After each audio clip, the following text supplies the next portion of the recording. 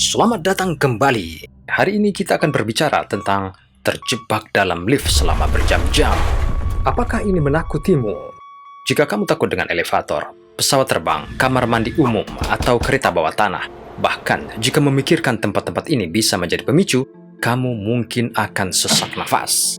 Jadi, apa itu klaustrofobia?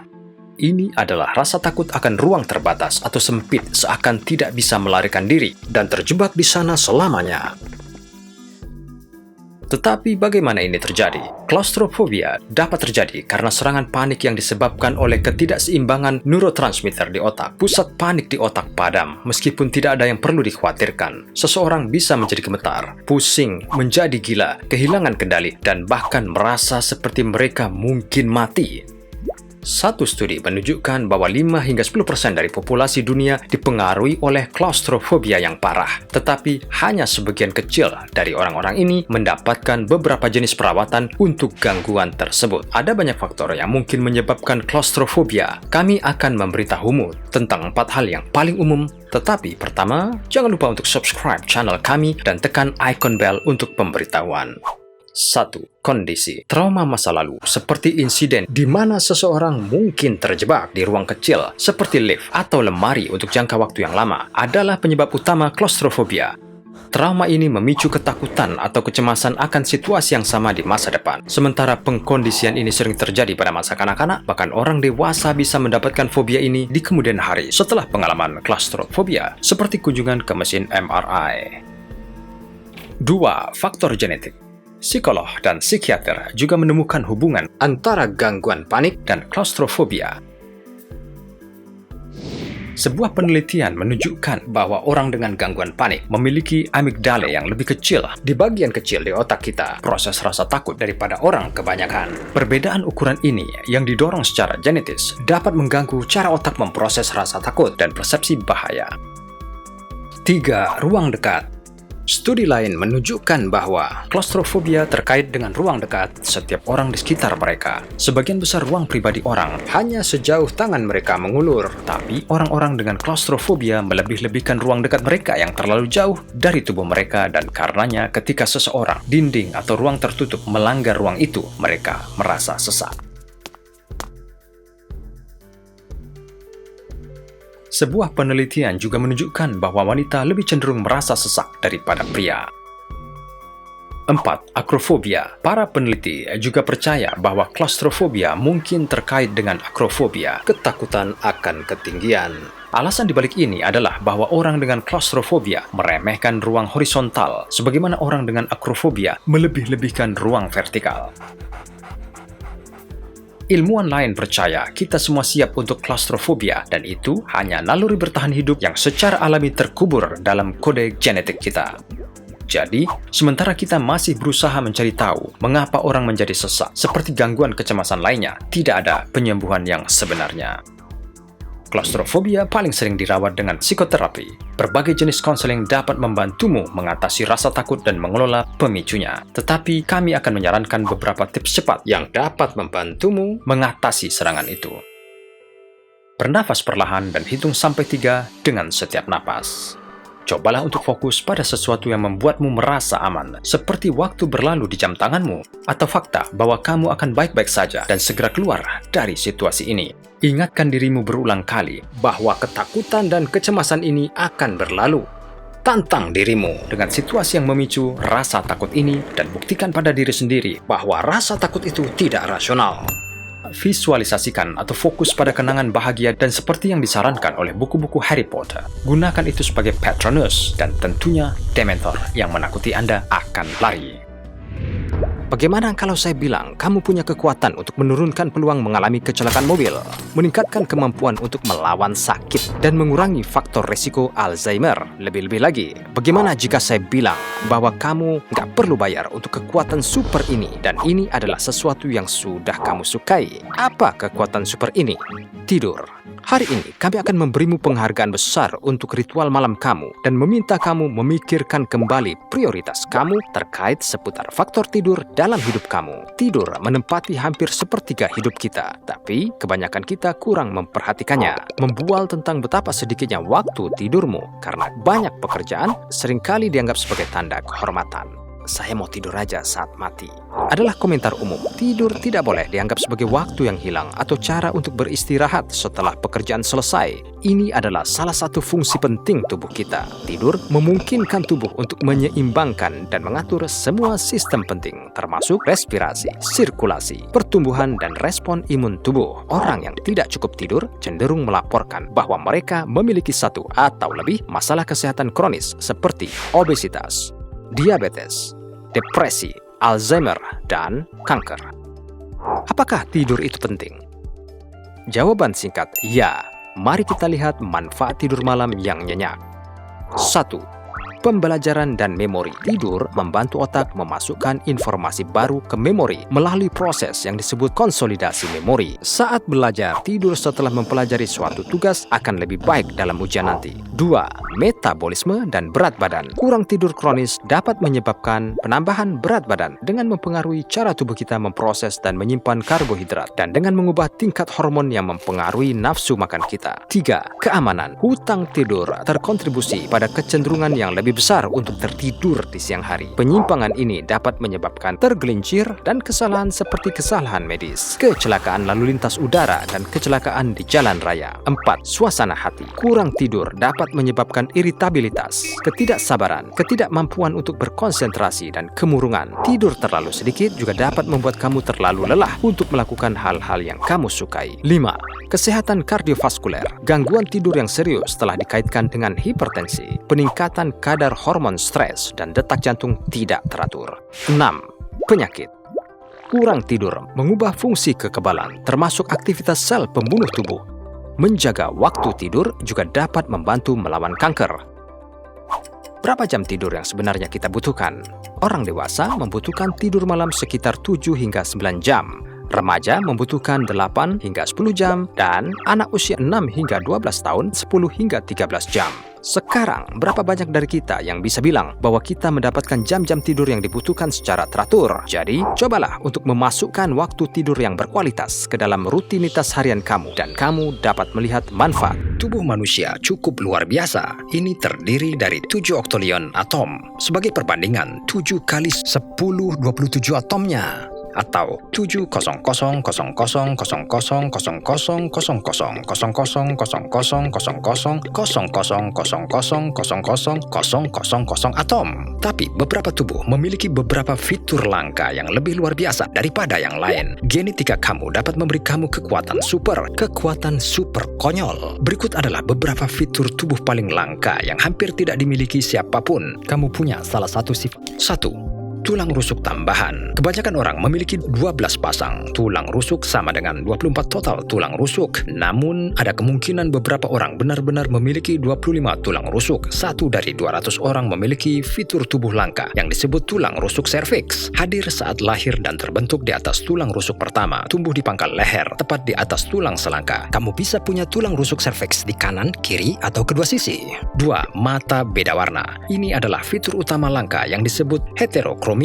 Berasal dari kata Yunani kuno heteros, yang berarti berbeda, dan kroma, yang berarti warna. Seseorang dengan heterokromia memiliki perbedaan warna mata. Ada 3 jenis heterokromia yang diketahui ada: lengkap, sentral, dan parsial. Seseorang dengan heterokromia lengkap memiliki 2 mata berwarna berbeda, seperti 1 mata coklat dan 1 mata biru. 2 warna berbeda pada iris yang sama dianggap heterokromia sentral. Terakhir, heterokromia parsial, hanya sebagian dari iris yang warnanya berbeda dari yang lain. Heterokromia sangat langka, dengan kurang dari 200.000 orang memiliki kondisi tersebut. 3. Rambut merah. Rambut merah alami lebih jarang dari yang kamu kira. Ini terjadi hanya 2% populasi di seluruh dunia, tetapi lebih sedikit umum, sekitar 2 hingga 6% di Eropa Utara dan Barat. Agar seseorang memiliki warna rambut ini, kedua orang tua harus memiliki gen tersebut. Ini mungkin tidak tampak seperti rambut merah yang tidak biasa. Ini mungkin karena semua orang yang mewarnai rambut mereka menjadi merah. Jumlah garis jenis berambut merah yang ditampilkan dalam iklan tidak proporsional. Kita telah ditipu untuk berpikir fitur tubuh langka ini agak umum. 4. Mata biru dan abu-abu. Kebanyakan orang dengan rambut merah memiliki mata hijau, coklat, atau merah kecoklatan. Kombinasi rambut merah dan mata biru bahkan lebih jarang terjadi karena kedua sifat tersebut mengharuskan kedua orang tua memiliki gen tersebut. Mata biru sendiri sudah merupakan fitur yang cukup langka. Hanya diperkirakan 8 hingga 17% dari populasi dunia memiliki mata biru. Namun, warna mata yang lebih jarang adalah abu-abu. Telah dilaporkan kurang dari 1% populasi dunia diperkirakan memiliki mata abu-abu. Satu-satunya warna mata yang lebih jarang daripada abu-abu, merah, atau ungu.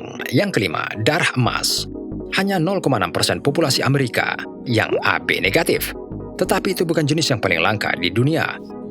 Renal. Darah yang sama sekali tidak memiliki antigen Rh jauh lebih jarang. Pada tahun 1961, seorang penduduk asli Australia menjadi orang pertama yang ditemukan memiliki golongan darah ini. Sejak itu, hanya sekitar 40 orang tambahan yang telah diidentifikasi memiliki golongan darah ini, menjadikannya fitur tubuh yang benar-benar langka. Renal dijuluki darah emas oleh banyak dokter dan ilmuwan karena sangat langka dan donornya masih sangat terbatas. Yang keenam, kolesterol teratur sempurna. Sementara banyak orang mungkin mencoba untuk menjaga kolesterol mereka di bawah kontrol, beberapa tidak perlu khawatir tentang hal itu. Orang-orang itu memiliki mutasi gen PCSK9.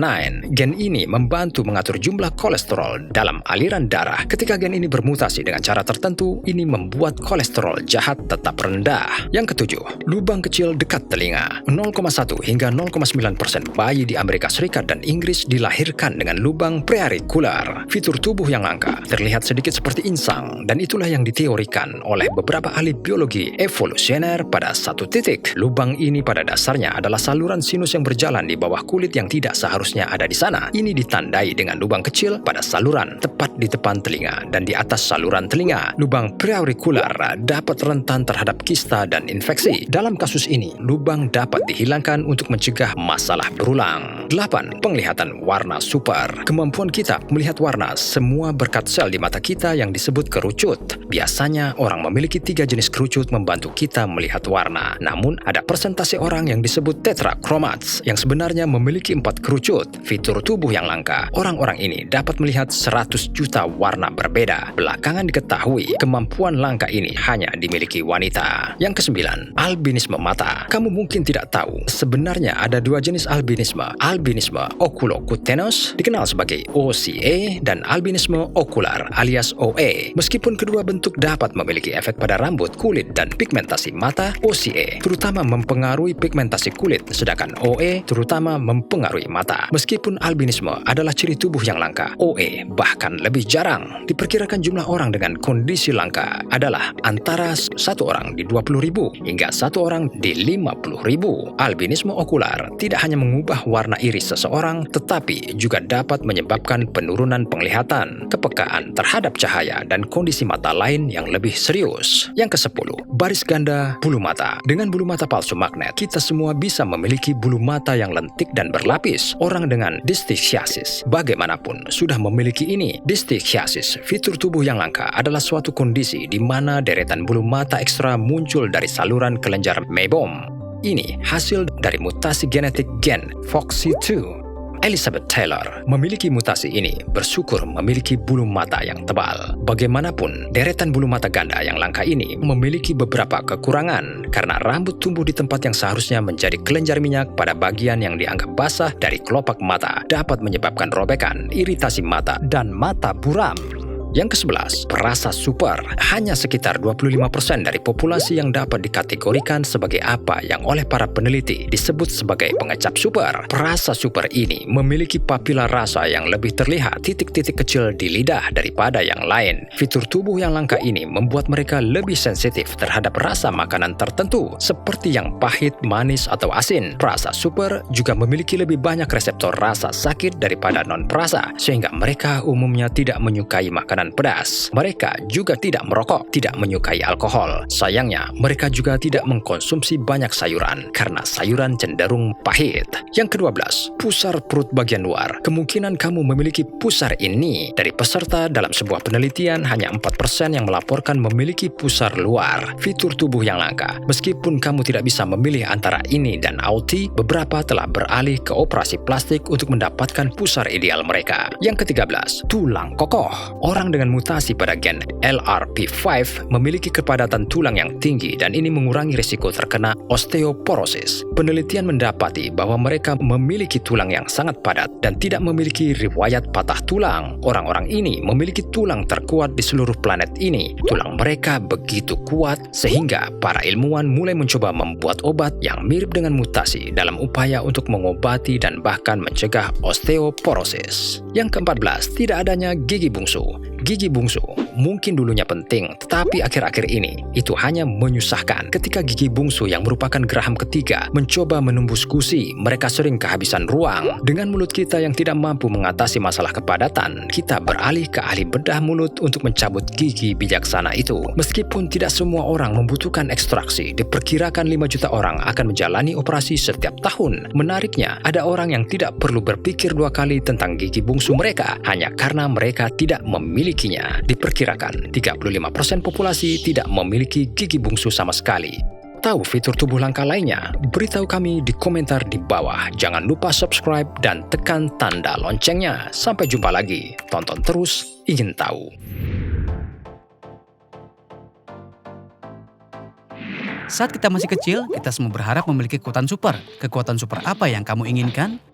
Ya, manusia selalu terpesona dengan terbang. Mungkin itu sudah tertanam dalam diri kita. Karena kita terinspirasi oleh burung dari sejak awal, kita percaya bahwa kita bisa terbang, kita percaya bahwa kita bisa menyentuh langit. Tapi pernahkah kamu memikirkan seperti apa jadinya jika kamu bisa melakukannya? 1. Kamu tidak akan pernah naik pesawat lagi. Jika kamu bisa terbang dari suatu tempat ke tempat lainnya, kenapa kamu harus naik pesawat ketika kamu bisa mencapai tujuanmu dengan biaya yang lebih rendah? 2. Mobil menyebabkan 70% polusi atmosfer. Dalam setahun, 7 juta orang meninggal karena polusi udara. Jika kita bisa terbang, kita akan melihat lebih banyak manusia yang terbang daripada jumlah mobil dan bus, sehingga mengurangi jumlah kendaraan di jalan. Oleh karena itu, mengurangi polusi dan tingkat kematian. 3. Menghindari lalu lintas jam sibuk. Ucapkan selamat tinggal pada lalu lintas jam sibuk dan sebagai gantinya malah terbang pulang tanpa membuang waktu duduk di belakang kemudi. 4. Jika kamu terlambat, kamu tidak perlu khawatir. Kamu selalu bisa terbang ke tujuanmu dan akan selalu tepat waktu. 5. Jika bepergian ke seluruh dunia adalah impianmu, maka itu akan jadi kenyataan. Kamu bisa mengunjungi tempat-tempat di seluruh dunia tanpa khawatir tentang waktu ataupun uang. 6. Kemungkinan untuk mati dalam kecelakaan mobil adalah 1:5.000. Ini berarti bahwa 1.250.000 orang meninggal setiap tahunnya dalam kecelakaan. Di sisi lain, peluangmu untuk mati di pesawat adalah 1-11 juta. Ini berarti bahwa jika manusia bisa terbang, angka kematian karena kecelakaan pesawat akan mencapai 0. 7. Layanan pengiriman makanan akan tiba dalam 15 menit atau bahkan kurang. 8. Tidak akan mungkin mencatat pergerakan orang dan konsep kewarganegaraan dan tidak akan ada lagi yang namanya batasan. 9. Transportasi darat yang mencakup 900 juta mobil akan berkurang dan pesawat hanya akan digunakan untuk lalu lintas barang saja. 10. Setiap hari, lebih dari 85.000 pesawat terbang di atas kepala kita. Dan ini sekitar 26.154.000 orang. Jika manusia bisa terbang, maka jumlahnya akan bertambah. Namun akan ada orang-orang malas yang akan lebih suka mengemudi beberapa kilometer tanpa melelahkan sayap mereka. Meskipun banyak manfaatnya, para ilmuwan telah menentukan bahwa mustahil bagi manusia untuk bisa terbang. Karena kita akan membutuhkan sejumlah besar kekuatan otot untuk menahan tubuh kita di atas. Kita terlalu besar dan berat, dan bahkan jika kita memiliki sayap yang cukup besar, kita tidak akan bisa mengangkat diri kita sendiri dan mempertahankan kontrol. Burung bisa terbang karena kekuatan sayap, sehingga mengurangi beban pada sayap mereka. Di masa lalu, ada banyak upaya yang dilakukan untuk memungkinkan penerbangan manusia. Leonardo da Vinci juga mempelajari penerbangan burung dan muncul dengan ide-ide untuk perangkat terbang pribadi yang menarik untuk penerbangan manusia. Karena itu, segera lakukan tantangan dengan pesawat jet, helikopter, dan pesawat ruang angkasa. namun manusia masih mencari cara baru untuk penerbangan. Kita terjun di dalamnya dan membiarkan rasa ingin tahu kita terbang. Kalau kamu suka video ini, jangan lupa untuk subscribe di channel kami dan berikan komentar di bawah ini tentang bagaimana penerbangan akan menguntungkan dirimu.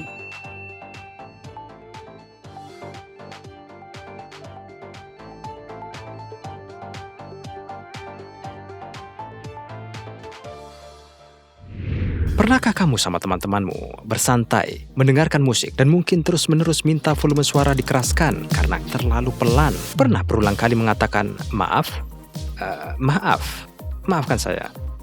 saya, karena kamu tidak dapat mendengar, dan karena kamu nggak bisa dengar, dan berpikir bahwa, sialan, saya rasa saya tuli. Nah, kamu tidak benar-benar tuli, tetapi setengah tuli, atau mungkin hampir tuli. Seiring bertambahnya usia, beberapa orang memang menderita gangguan pendengaran. Untuk orang yang lebih tua, bentuk gangguan pendengaran yang paling umum disebut presbycusis. Ini terjadi ketika sel-sel rambut kecil di koklea berubah selama proses penuaan. Mereka mungkin menjadi lebih rapuh atau kurang responsif seiring waktu. Pertanyaannya sekarang adalah, apakah kamu benar-benar tuli? Baiklah, kami akan membantu kamu mengetahuinya. Jadi, dengarkan dengan seksama, Bung. Jadi, ada beberapa frekuensi yang sebagian besar kita dapat mendengarnya dan sebagian tidak. Kita akan mulai dengan frekuensi dasar yang kebanyakan kita dapat mendengarnya, yaitu 8000 Hz. Hertz adalah satuan frekuensi turunan dalam sistem satuan internasional dan didefinisikan sebagai siklus per detik. Ini dinamai Heinrich Rudolf Hertz, orang pertama yang memberikan bukti konklusif tentang keberadaan gelombang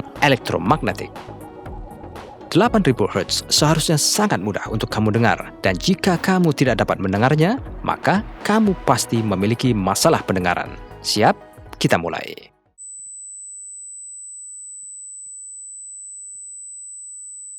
Lantang dan jelas, bukan?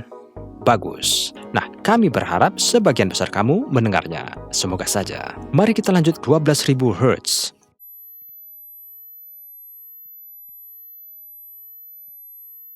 Bagaimana dengan ini? Nah, jika ada di antara kamu yang berusia di atas 50 tahun, mungkin kamu sedikit kesulitan untuk mendengarkan yang ini. Sebaiknya, kenakan headphone kamu untuk mendengarkan dengan lebih baik, terutama jika kamu berada di tempat yang bising atau ramai, atau dengarkan saja tesnya di tempat yang sangat sunyi. Benar, kamu bisa mendengar saya. Oke, ini menyeramkan. Kembali ke pengetesan. Jadi, jika kamu berusia di atas 40 tahun, ini mungkin agak sulit bagi kamu untuk mendengarnya. Tetapi, cobalah. Ini 14000 Hz. Mari kita dengarkan.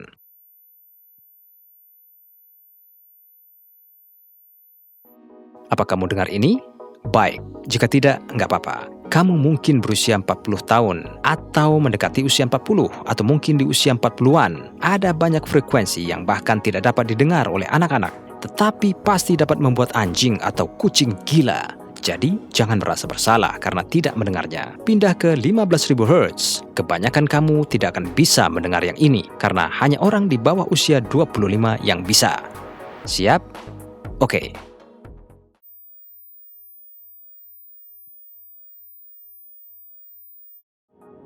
Apakah kamu mendengarnya? Beritahu kami di bagian komentar jika kamu bisa menangkapnya. Sekarang ini lebih sulit, jadi bersiaplah untuk tidak mendengarkan ini. 17000 Hz.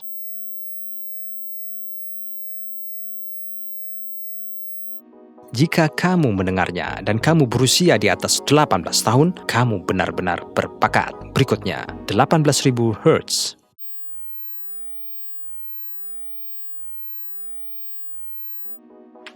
Bisa? Wow! Untuk yang terakhir, pasti tidak ada di antara kamu yang bisa mendengar. Jadi, jangan menyalahkan diri sendiri berlebih-lebihan. Faktanya, frekuensi tertinggi yang dapat didengar manusia adalah 20000 Hz. Ini dia 20000 Hz.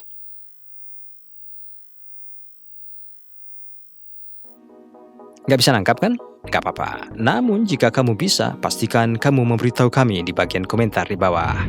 Pernah berpikir bagaimana rasanya melihat musik, mencicipi kata-kata, atau mendengar warna? Kamu mungkin berpikir kamu harus menggunakan obat psikedelik untuk mendapatkan pengalaman seperti itu, bukan? Bukan itu masalahnya. Kamu bisa mengalami ini jika kamu memiliki kondisi neurologis tertentu di mana 2 atau lebih indera otak disilangkan. Stimulasi satu jalur sensorik Misalnya, pendengaran mengarah ke pengalaman otomatis dan tidak disengaja dalam jalur sensorik kedua seperti penglihatan. Ini dikenal sebagai sinestesia dan ini dapat menciptakan beberapa persepsi dunia yang sangat unik. Dengan kata lain, saat satu indera dipicu, indera yang tidak terkait lainnya diaktifkan secara bersamaan. Pengidap sinestesia disebut synesthetes. Bagi synesthetes, suara mobil yang lewat mungkin menciptakan rasa kue atau mendengarkan musik bisa membuat mereka merasakan suara sebagai pusaran atau pola warna. Beberapa penelitian mengungkapkan hubungan yang tidak biasa di daerah otak yang berdekatan dengan synesthetes, mirip dengan bayi. Bahkan diyakini bahwa semua bayi mengalami sinestesia sampai mereka berusia sekitar 4 bulan. Setelah itu, koneksi saraf yang menyebabkan sinestesia terpisah. Kondisi ini terjadi pada sekitar 4% dari populasi dan lebih sering terjadi pada wanita daripada pria. Tampak juga seperti genetik karena kondisi tersebut dapat terjadi di keluarga. Meskipun dapat bermanifestasi dengan banyak cara, yang paling umum adalah warna grafem, di mana setiap huruf dan angka dikaitkan dengan warna tertentu dan terkadang pola warna-warni. Karena sinestesia dapat melibatkan kombinasi indera, mungkin ada sebanyak 60 hingga 80 subtype, tetapi tidak semua didokumentasikan atau dipelajari dan penyebabnya tidak jelas. Sinestesia dapat bermanifestasi dengan beberapa cara yang sangat menarik seperti sinestesia lexical gustatory. Ini adalah salah satu bentuk sinestesia yang paling langka di mana seseorang menghubungkan kata-kata dengan selera tertentu. Chromestesia ini adalah bentuk sinestesia umum lainnya yang merupakan asosiasi antara bunyi dengan warna. Sinestesia sentuh cermin. Ini adalah bentuk sinestesia yang menyebabkan seseorang merasakan sensasi sentuhan ketika mereka melihat orang lain disentuh. Misophonia secara harfiah berarti kebencian terhadap suara. Ini adalah bentuk sinestesia di mana suara memicu emosi negatif yang kuat seperti jijik dan kemarahan. Personifikasi. Disinilah urutan berurutan seperti angka, hari dalam seminggu, atau huruf. Semua memiliki kepribadian tertentu dan bahkan penampilan. Beberapa synesthetes bahkan dapat memiliki lebih dari satu jenis sinestesia. Tidak mengherankan, synesthetes 8 kali lebih mungkin untuk bekerja dalam kapasitas kreatif dan beberapa seniman berbakat sepanjang sejarah memilikinya. Meskipun tidak ada cara mendiagnosis sinestesia, synesthetes memiliki beberapa kesamaan. Persepsi indera mereka yang campur aduk tidak disengaja dan terjadi tanpa mereka harus memikirkannya. Kondisi mereka lebih berpengalaman daripada yang dibayangkan, yang berarti mereka tidak perlu memikirkannya. Otak mereka akan segera membuat asosiasi. Campuran sensorik selalu sama, yang berarti warna ungu akan selalu terasa seperti stroberi dan tidak akan terasa seperti apel di lain hari untuk seseorang dengan jenis sinestesia. Persepsi sekunder biasanya lebih berkesan daripada yang primer. Jadi, jika synesthetes mengaitkan nama seseorang dengan warna, mereka akan mengingat warnanya terlebih dahulu sebelum namanya. Tidak ada perawatan khusus untuk sinestesia. Banyak orang tampaknya senang memandang dunia dengan cara yang berbeda dari populasi pada umumnya. Di sisi lain, beberapa synesthetes merasa bahwa kondisi mereka membuat mereka berbeda dan mereka kesulitan menjelaskan apa yang mereka alami kepada orang lain. Berbicara dengan synesthetes, lebih baik secara langsung atau di internet, akan membantu menyadari bahwa ada orang lain yang mengalami hal yang sama dan membantu mengatasi perasaan terisolasi. Berbicara dengan seorang profesional kesehatan mental juga dapat membantu synesthetes untuk melihat nilai sinestesia yang menambah kehidupan mereka. Alih-alih memiliki sisi dominan otak, kedua sisi otak mereka selaras dengan baik saat mereka mengejar pekerjaan yang mereka sukai. Untuk saat ini, sinestesia hanyalah fenomena lain dan kita tidak sepenuhnya memahami hal-hal yang terjadi di dalam otak kita. Itu saja untuk hari ini. Ketemu di lain waktu. Terus tonton Ingin Tahu. Temukan lebih banyak, tahu lebih banyak. Aneh, tidak logis, janggal. Ya, semua kata ini bisa digunakan untuk yang percaya tahyul atau tahyul itu sendiri. Apakah itu kucing hitam yang memotong jalanmu atau kamu menginjak retakan? Ironisnya, seringkali memilih merasa yakin inilah yang membawa kita menuju takdir kita, atau seperti memberikan makna penting yang diacak yang merupakan bagian dari hidup kita. Setiap budaya memiliki versi dan variasi tahyulnya sendiri. Berikut adalah beberapa tahyul paling unik dari seluruh dunia. Beberapa yang menggelitik kita dan yang lainnya, ya tidak masuk akal lah. Ingin tahu? Temukan lebih banyak, tahu lebih banyak. Yang pertama, apakah kamu menikmati makan mie dan sushi dengan sumpit? Nah, di Jepang, kamu gak akan pernah membiarkan sumpit kamu berdiri di mangkok, menyodorkan sumpit-sumpit ke dalam makanan kamu. Dianggap tidak halal. Mangkok dengan sumpit tegak cenderung menyerupai angka 4. Ini tidak hanya dianggap sial, tetapi juga menandakan kematian. Sangat mirip dengan dupa yang digunakan saat pemakaman. Menarik ya? Juga menunjuk dengan sumpit kamu ke orang lain dianggap tidak sopan. Saya yakin bahwa lain kali kamu menggunakan sumpit, baik di Jepang atau tempat lain, kamu akan ingat sedikit tip ini. Yang kedua, kotoran juga bisa menjadi tahyul. Pernahkah kamu menginjak kotoran anjing dan mengumpat diri sendiri? Nah, pikirkan lagi deh. Menginjak kotoran anjing tidak selalu buruk. Meskipun dianggap menjijikkan di tempat lain, di Perancis malah dianggap beruntung jika kamu melakukannya dengan kaki kiri. Sebaliknya, kamu akan sial jika kamu menginjaknya dengan kaki kanan kamu. Dan di beberapa negara seperti Rusia, jika kamu kejatuhan kotoran burung, maka itu adalah keberuntungan. Pastikan kamu berdiri di bawah pohon saat kamu membaca atau piknik atau hanya membutuhkan keberuntungan. Yang ketiga, daging kambing. Bagaimana jika wanita punya jenggot di dagunya seperti jenggot kambing? Nah, di Rwanda, Afrika Timur, konon wanita yang makan daging kambing dia akan ditumbuhi janggut, bisa juga jadi keras kepala. Namun, teori ini dibantah oleh para wanita lokal. Kata mereka, ini hanyalah tipuan para pria untuk memonopoli semua daging. Gimana menurutmu?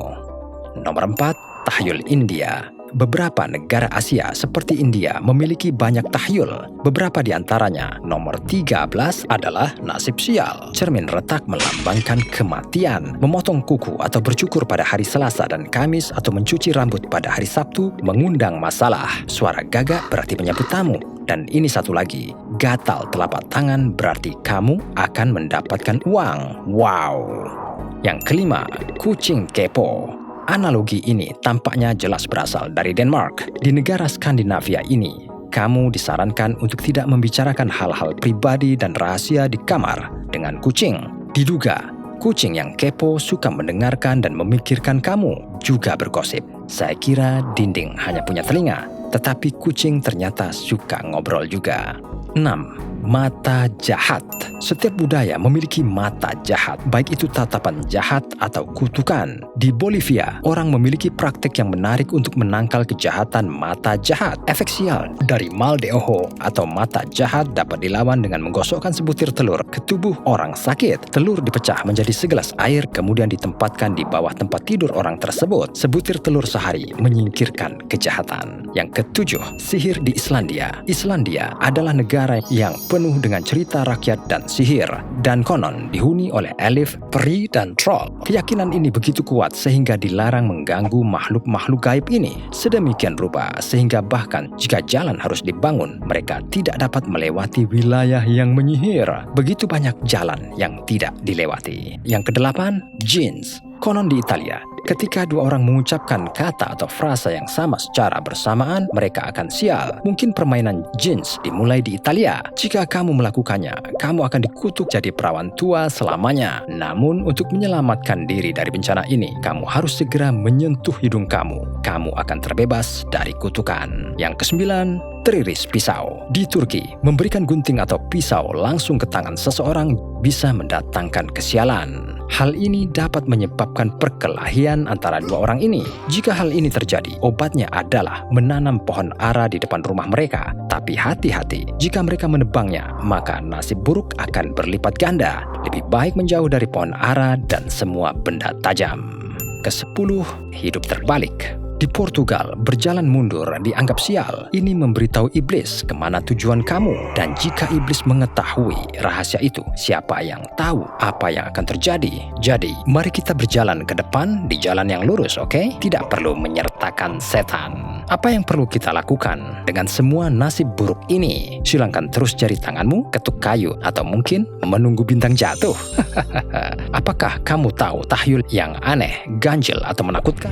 Banyak dari kita takut ini, takut itu, laba-laba, ular, badut, ketinggian, air, gak akan habis daftarnya. Ketakutan ini membuat tangan kita basah dan bulu kuduk pun berdiri. Ketika ketakutan berubah menjadi ekstrim dan irasional, ini disebut fobia. Ini dapat menyebabkan tekanan dan kecemasan yang signifikan serta penghindaran obsesif pada objek atau pada situasi tertentu. Tonton terus jika ingin tahu beberapa fobia paling aneh yang dialami manusia.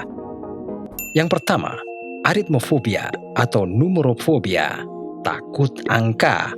Matematika kamu bagus nggak? Kamu suka angka?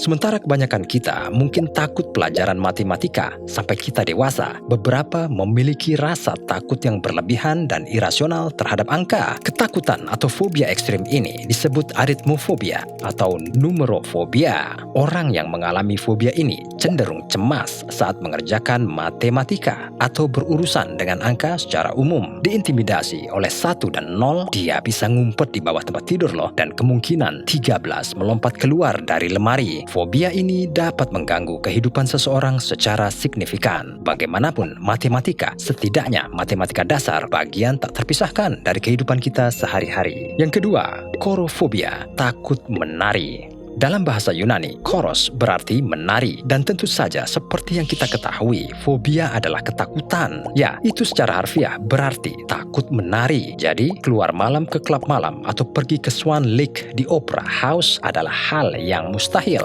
Korofobia tidak hanya terbatas pada tidak bisa menari, tetapi juga menghindari apapun yang berhubungan dengan tarian, baik itu acara, orang, atau tempat. Cukup dramatis, bukan?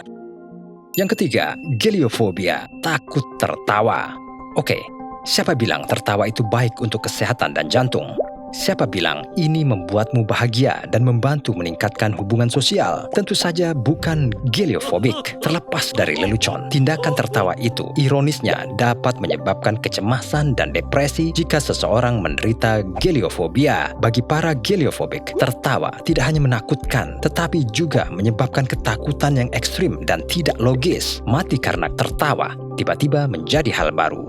Yang keempat, ablutofobia, takut mandi.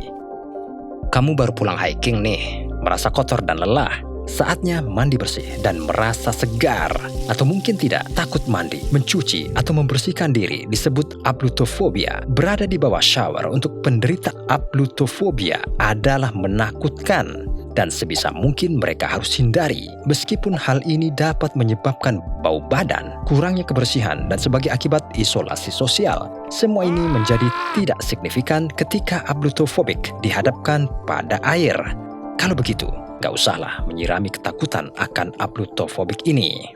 Yang kelima, helifobia, takut sinar matahari. Bunga matahari, sinar matahari, kecerahan, semua hal yang cerah baik untuk memastikan suasana hati yang bahagia, melindungi tulang dan menjaga kita tetap sehat. Namun, bagi sebagian orang, sinar matahari adalah kutukan. Kondisi yang langka dan disayangkan, ada orang yang takut sinar matahari mulai mengalami kepanikan dan kecemasan saat berada di bawah sinar matahari. Fobia ini disebut heliofobia, bahkan dapat terjadi ketika terkena cahaya terang seperti sinar matahari, sering dikaitkan dengan bahaya yang dirasakan dari matahari. Sayangnya, heliofobik itu sendiri tidak dapat melepaskan diri dari ini. Yang keenam, linonofobia, takut tali. Seseorang yang menderita linonofobia cenderung menjadi ekstrim ketika memikirkan atau dikaitkan dengan tali, apalagi benar-benar melihat atau menyentuhnya. Mereka bisa menjadi cemas, mual, dan bahkan sesak nafas. Seorang linonofobia akan menghindari apapun yang berbentuk tali, baik itu benang jahit, tali sepatu, tali tambang, dan lain sebagainya. Diyakini orang dengan fobia ini mungkin pernah dikekang atau diikat sebagai hukuman ketika masih kecil. Yang ketujuh, ergofobia, takut bekerja. Kita semua sesekali suka bolos kerja atau bahkan sering karena kita perlu istirahat dari tekanan pekerjaan kita. Tetapi bagi mereka yang ergofobia, pekerjaan atau lingkungan kerja penyebab kecemasan dan penderitaan yang paling besar. Beberapa takut jika harus kerja manual, yang lain berkenaan dengan pekerjaan itu sendiri. Banyak yang menderita ergofobia merasa sulit untuk mencari pekerjaan. Ergofobia dapat menyebabkan serangan panik besar-besaran yang menghambat kemampuan seseorang bekerja secara profesional. Jika hidup ini hanya main dan gak kerja, menjadikan seseorang bodoh, hanya kerja dan tidak ada main-mainnya, menempatkan penderita ergofobia dalam bahaya. Yang kedelapan, desidofobia.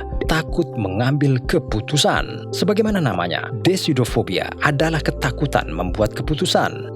Saya tahu apa yang kamu pikirkan. Tiba-tiba, keraguan-raguan kamu kemarin tentang rasa es krim mana yang harus dimakan membuat kamu bertanya-tanya, apakah kamu menderita fobia ini juga? Jangan khawatir, enggaklah. Decidofobia jauh lebih buruk. Dalam ketakutan ini, membuat keputusan apapun, besar atau kecil, sepele atau penting, tampaknya tidak mungkin. Orang yang menderitanya cenderung tidak mempercayai pendapat mereka sendiri. Ia terlalu bergantung pada orang lain untuk membantu mereka dalam pengambilan keputusan, termasuk prediksi astrologi. Yang kesembilan, oktofobia, takut angka 8. Menariknya, setelah mengetahui tentang aritmofobia, ketakutan ini meskipun serupa jauh lebih spesifik. Oktofobia adalah ketakutan angka 8. Para oktofobik tidak hanya takut pada simbol 8 seperti yang terlihat ketika tertulis pada apapun, mulai dari alamat pos hingga iklan, tetapi mereka juga takut pada apapun yang membentuk kelompok 8. Dipercaya bahwa angka 8 yang menyerupai tanda infinity mungkin menjadi penyebab irasionalitas ini, bisa juga berasal dari masa lalu. Yang ke-10, optofobia, takut membuka mata. Dan piala diberikan kepada optofobia. Optofobia adalah rasa takut membuka mata, sementara kebanyakan kita membuka mata adalah fenomena alam. Bagi mereka yang hidup dengan ketakutan yang menyeramkan ini benar-benar mimpi buruk. Ya, tidak mungkin untuk tidak membuka mata jika kamu adalah manusia yang hidup. Ini mungkin yang paling melemahkan dari semua fobia karena seseorang tidak dapat melakukan apapun dengan mata tertutup. Para optofobia lebih suka tinggal di dalam ruangan dalam cahaya redup, sedih dan gelap tapi nyata. Apa yang kamu takutkan? Adakah fobia aneh yang mungkin kamu dengar yang membuatmu penasaran? Mengingat meningkatnya jumlah lautan yang tercemar, udara yang tercemar, erosi tanah dan kepunahan massal, kita kadang bertanya-tanya, seperti apa planet kita jika manusia tiba-tiba menghilang? Akankah lautan kembali mengisi dirinya dengan ikan? Akankah kota-kota beton hancur jadi debu karena perubahan iklim? Berapa lama waktu yang dibutuhkan sampai jejak kita menghilang? Mari kita jalankan eksperimen pikiran. Apa yang akan terjadi jika manusia tiba-tiba musnah? Dalam 1 jam pertama, pemadaman massal akan mulai terjadi di seluruh dunia. Listrik yang dihasilkan dari pembangkit batu bara akan padam setelah bahan bakar habis. Sementara, sistem bertenaga angin dan air juga akan mati tanpa pengawasan manusia. Keesokan harinya, tanpa konsumsi daya yang stabil, sebagian besar pembangkit listrik tenaga nuklir akan tutup karena dilengkapi dengan langkah-langkah keselamatan otomatis untuk mencegah kemungkinan kehancuran. Dalam sistem kereta bawah tanah seperti di London, Moskow, dan kota New York, lapisan pompa drainase akan ditinggalkan, membanjiri terowongan hanya dalam 3 hari. Pagar listrik mulai runtuh, menyebabkan hewan yang dikurung berkeliaran bebas. Hewan kebun binatang akan lepas dari kandangnya dan pergi menuju kota. Setelah 10 hari, hewan peliharaan akan kesulitan bertahan hidup. Anjing peliharaan yang bertahan harus beradaptasi dengan alam liar. Kucing mungkin juga harus beradaptasi karena mereka adalah makhluk yang lebih mandiri. Mereka memiliki peluang lebih besar untuk bertahan hidup di alam liar.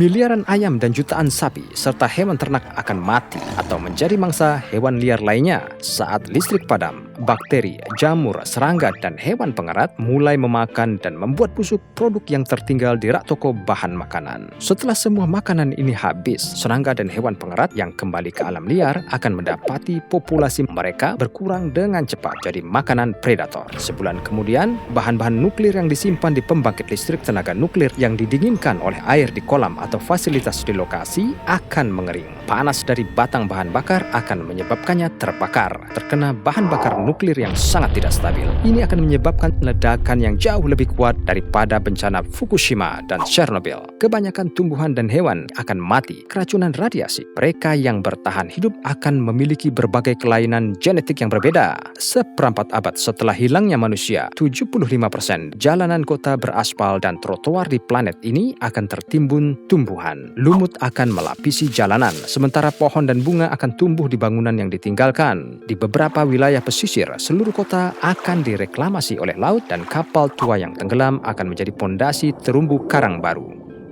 Setelah 30 tahun, satelit yang kita kirim untuk menjelajahi luar angkasa akan jatuh kembali turun ke bumi.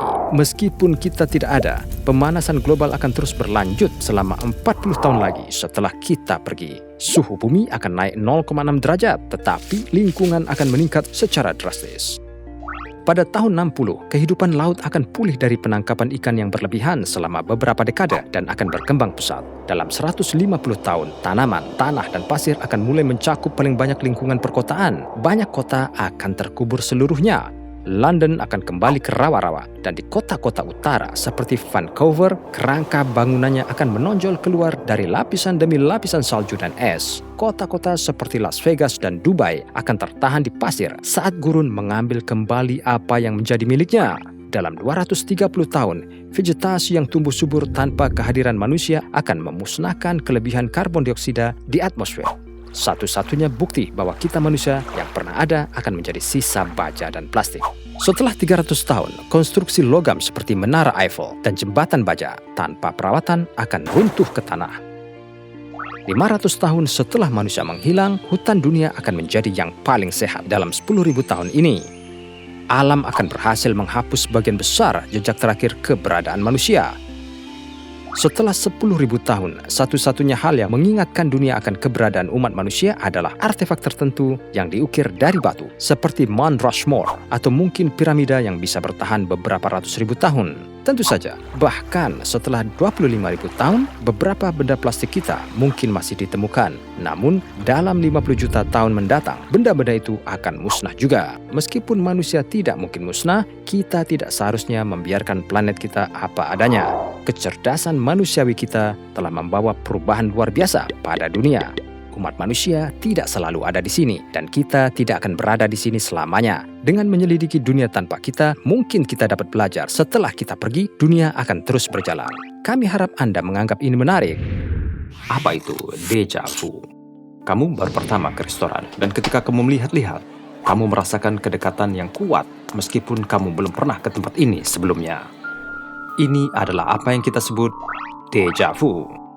Déjà vu adalah istilah Prancis yang secara harfiah diterjemahkan sebagai sudah terlihat. Perasaan luar biasa karena telah mengalami situasi saat kita berada sekarang, tetapi waktu, tempat, dan konteks kejadian nggak pasti atau diyakini nggak mungkin.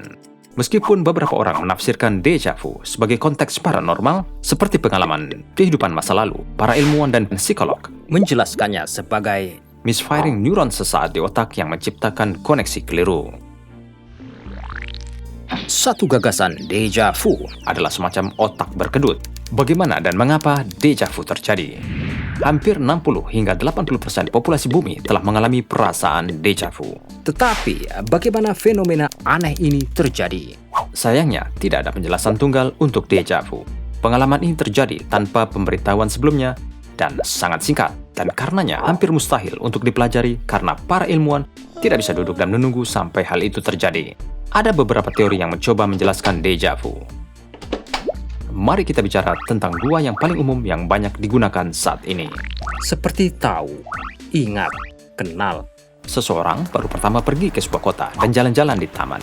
Dia menyeberangi danau dan melihat beberapa ekor bebek berenang di sekitar dan tiba-tiba merasa bahwa dia pernah kesini sebelumnya. Tetapi itu nggak mungkin. Ini membawa kita pada teori pertama kita tentang merasa tahu dan kenal. Teori ini hanya menyatakan bahwa mengingat membutuhkan dua proses yang bekerja bersama-sama. Bersama perasaan tahu dan ingatan. Otak kita terus-menerus memindai lingkungan kita untuk menentukan apakah benda atau situasi dikenal.